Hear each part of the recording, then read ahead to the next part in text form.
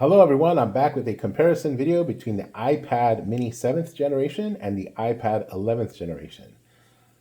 You can pick these up for $4.99 retail for the mini and $3.49 for the iPad. Now, that's regular price. On sale, the mini has been on sale multiple times in the United States for $3.99, excuse me, and the iPad 11th gen has just hit the $2.99 price point. Normally, you'll see a bigger discount on some of the higher price items with Apple because there's a little less meat on the bone to put the iPad on sale, the 11th gen. This one has, the mini has an 8.3-inch display, so it's going to be obviously smaller. The iPad itself, the 11th gen, has basically an 11-inch display. I don't know if it's 10.9 or 11 technically. You can sort of note the difference in size there, right? So it's going to be substantially bigger than the regular iPad. In terms of screen quality, technically the mini has a better PPI, 326 I believe it is, and the iPad is around 264. So it does have a little more clarity. I don't really see a huge difference in the screen. Obviously, this is a more colorful background, so it's probably going to look a little better on the camera. But to be honest, in real-time usage, I don't really see the difference. There is a little bit of a bigger bezel as well on the regular iPad. Now, whether or not this is a $100 different price point or $150 when they're not on sale, that's kind of for you to decide in terms of what you prefer. Both of them will get equally bright, 500 nits, so that's not a big deal. They both have True Tone. Again, technically the mini has a little bit better screen. The chip is a little better in the mini, A17 Pro versus A16 Bionic. A little more cores in the mini, more RAM in the mini, 8 gigabytes versus 6 gigabytes. The base storage is equal on both, so that's nothing to really worry about as well. The cameras are equally kind of similar. I don't think there's any difference in that. The one thing is that the mini will have a little bit, will be compatible with the Apple Pencil Pro and the Apple Pencil USB-C. The regular iPad is only going to work with the first gen Apple Pencil or the USB-C Apple Pencil. So you won't be able to use the Pro Pencil on, or the Apple Pencil 2 on the regular iPad. So that's another thing to keep in mind. You can get 5G for both of them. So if you need LTE connection, I have an LTE connection on the iPad. I don't have it on the mini because this is not my main device. This is primarily my son's iPad, so he's been using it mostly. But they're pretty similar. The weight is, obviously the bigger one's going to be much heavier. So 297 grams versus 481 grams. Both of them will give you battery life up to 10 hours technically. However, in personal real world usage, and I'll use gaming as an example, the mini to me does not, the battery is relatively weak in comparison to the iPad. I've known some people have reviewed these and say the mini is much better than what I'm getting, but for the things that I use, which is note-taking, consumption, gaming sometimes, the mini does not really hold up to any other iPad that I have, including the iPad 11th gen.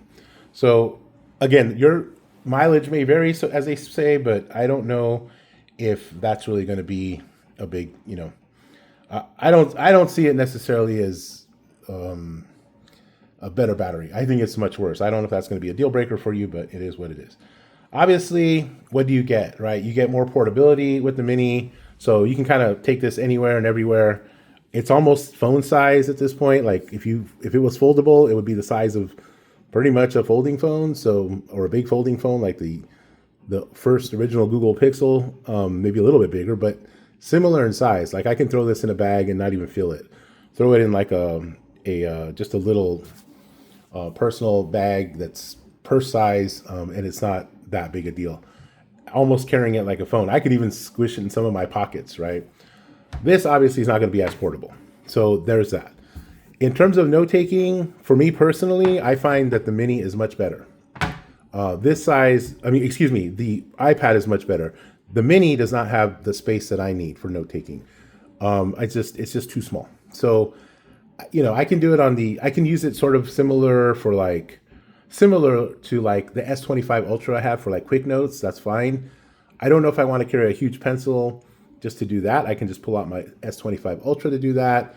But if you don't have that option, obviously, because that's the only phone really with an S Pen, at least in the US, I think other than a lower model, the old lower model LG phones used to have them.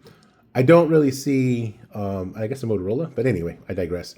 I don't really see that this is useful as much in that scenario, although it is one-handable. But if you put a case on it, you kind of lose a little bit of that one-handability. So this is pretty small, like in terms of the canvas that you have.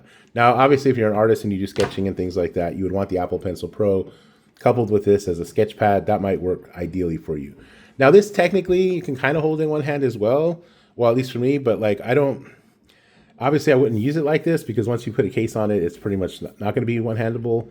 However, for note taking, it doesn't feel super heavy or cumbersome to hold for a decent amount of time and take notes on it. So if you get like a case with a handle on it, I probably would prefer that than the mini. I will say though, I have been using the mini more to do like, I lecture, so to lecture with, this is really handy. Have my notes on Google Docs and just go ahead, or even PowerPoint, and just go ahead and do the lecture from there as kind of a handheld device as I'm walking around the classroom. So, I could do that with the iPad too. So it kind of depends on what kind of portability you need. Personally, I would opt for the mini if I needed something super portable. However, having said that, if you're trying to get work done on the cheap, okay, you're a student, this might be your main device for school, and you want to get into the Apple ecosystem with your iPhone, or you just want to get the cheapest potential computing device you possibly can get, then the iPad with the A16 chip is amazing bang for your buck. And if you get it with LTE, you can even get it relatively cheap with LTE as well, or 5G, if you need that, if that as well as an option. If you get like a $20 Logitech like keyboard, a little cheap mouse, you can have pretty much a functional device for school with the note-taking ability, with the pencil, for if you catch them on sale for pretty cheap, like maybe $450, even cheaper than a MacBook Air. Okay, that might work for you. And in that case, if you need like the cheapest all-encompassing work device you can possibly have, this is amazing bang for your buck, especially at $299 if you don't need the 5G and you want to just get the base model right now. I know Amazon had them for $299. So there's that. But again, it'll only support the old Apple Pencil, the first gen, and the USB-C Apple Pencil. This one will support the USB-C and the Pro. So if for some reason you need the Pro Pencil, you just want to keep that in mind as well. Performance-wise, again, I don't see much of a difference, even in gaming. Even in terms of gaming, I don't see a lot of difference in terms of even the size in some sense. It's not that much harder to use and hold this iPad. Obviously, this works really great as like a Kindle like a Kindle type device. It's super light and super portable. So if that's kind of something you're into, then that might be something to consider. But this will also do the trick. In terms of portability and size, I'll just say this. My son he's a kid, right? He's 10 years old. I asked him what he wanted, what choice. I let him use both. And he opted to go with the iPad because of the screen size, and it wasn't overwhelming in terms of him being able to hold it in his hand. So if that tells you anything, I think that might be quite revealing. Again, he doesn't carry it around as well with him. So again, if you carry it around, you might want to go this route. Now, overall, I think... and by the way, they both have the USB-C ports, so you don't need to worry about Lightning port anymore. As well. Okay, you can connect keyboards to, if you're going to do the keyboard thing, this would probably be your option again for productivity, just to keep that in mind. Although I will say the Apple keyboard is way overpriced for this. It's practically damn near the cost of this on sale. I would just go get a portable Bluetooth keyboard that's cheap. I would not, even a little folding one that you can pick up for $20-30, I would not get the Magic keyboard for this. If I had an iPad Pro, which had the 13-inch, and you want to go all in on the keyboard, then cool, that's fine. But I wouldn't do it for this. Overall, personally, this is amazing value. I personally would opt for this all day long over the mini. The only use case I have for the mini is the portability in terms of lecturing and holding onto my notes in my hand. But I could easily do it with this one.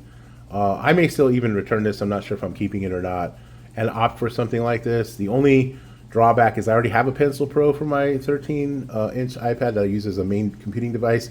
so the pencil compatibility is just easier. But when it's on sale, $299 versus $399, I mean, this is amazing value. I can't emphasize that enough. So there's that. Anyhow, yeah, so that's it. The iPad Mini versus the iPad 11th Gen, iPad Mini 7 versus 11th Gen. You know, it's your call, obviously. If I had it for like a kid, I probably would opt for this. The iPad 11th Gen, if I needed it for productivity and I wanted to get in as a college student as cheaply as possible to getting work done and having a note-taking device all in one, this blows away whatever you would pay for a Surface, unless you get an old used one, or whatever you would pay for a MacBook Air. If you can functionally use it for school, and again with a cheap Bluetooth keyboard and the pencil and a little mouse, if you need that, I mean, this is just amazing value, especially at $299 right now on sale. The Mini is more of a consumption device. The Mini is like watching videos in bed, carrying around with you, light note taking, maybe sketchpad if you're an artist. I use it again the way I use it for lecturing, but honestly, it's kind of almost phone size if you have a large phone. So I find it a little redundant in that way. I know people swear by the Mini, they love it, and that's cool if it works for you. But in terms of value, I cannot recommend the Mini over the iPad 11th Gen because I don't see the performance to be that much different, the screen to be that much different. You get a bigger size device, you get more potential productivity, and at the same time, you don't have a large size device that's so much larger than this one. It's pretty much similar. Okay, well, that's all for now. I hope you're well. I hope your family's well, and take care of yourself. Bye-bye.